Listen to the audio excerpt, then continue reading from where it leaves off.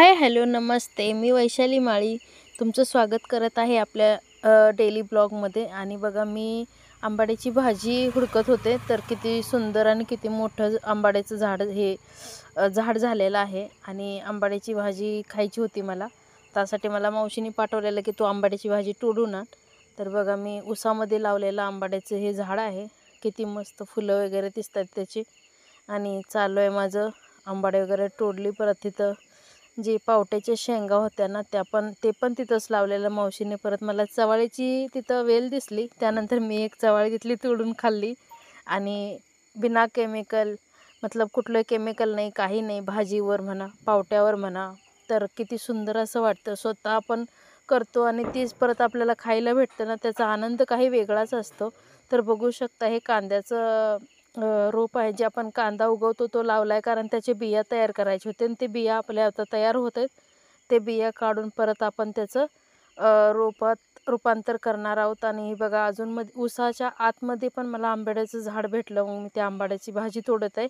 आणि तिथून परत चिक्कूच्या झाडाकडे गेले, तिथंही एक झाड होतं आंबाड्याचं, तर तिथेही मी आंबाड्याची भाजी तोडत होती। तर ह्यांना सांगितलं की बघा, नारळाच्या झाडावरती एक वेल चढलेली, ती म्हणजे भोपळ्याची, तर तेही बघितलं। रामफळ बघा किती सुंदर आहेत, चिक्कू वगैरे। आणि चालू आहे माझं आंबाडीची भाजी वगैरे तोडायचं।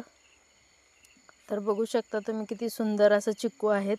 आणि आपल्या घरात जे केमिकल वगैरे काही नाही, अशी पूर्ण फळे आहेत आपल्याकडं।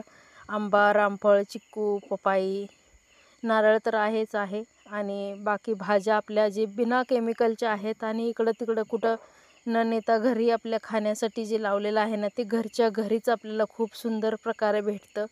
तर असं सर्वांनी आपल्या रानामध्ये मळ्यामध्ये लावावे। बघा, हे अळूची वड्याचं करायची, त्यानं घरच्या घरीच आपली तयारी होऊ शकते।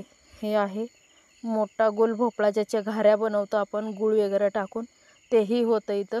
तर भरपूर सुंदर असं बघा, ही आहे आपलं उसाचं मळा आणि किती सुंदर साफसुथरं आहे, बघू शकता। हा क्षण असा वाटतो की आपल्या नजरेमध्ये धरून ठेवावा, कारण इतका सुंदर क्षण आहे, तो कुठेही भेटत नाही, कुठेही राहा। तर बघा, मी घरात भाजी घेऊन येऊन कट करून देत आहे, तोपर्यंत मुलगीनं आणि मावशीनं माझ्या भाकरी वगैरे बनवलेल्या, मी भाजी आणूपर्यंत।